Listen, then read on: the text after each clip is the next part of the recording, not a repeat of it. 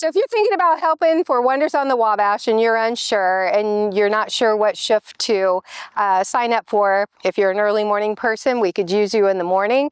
That entails blowing up the rafts, getting them prepared with the paddles. This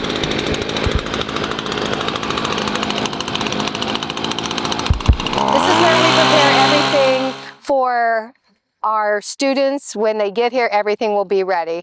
They will have all of their laundry baskets set out where all of their personal belongings will be put in that they do not want in a raft, and it will be taken to the final destination. So if you come in the morning, I would like you to help unload the rafts. They're stored in a trailer. They need to be brought out. They need to be inflated. We have portable inflation devices that we use to inflate each raft. Depending on the number of students, depends on how many rafts will be used that day.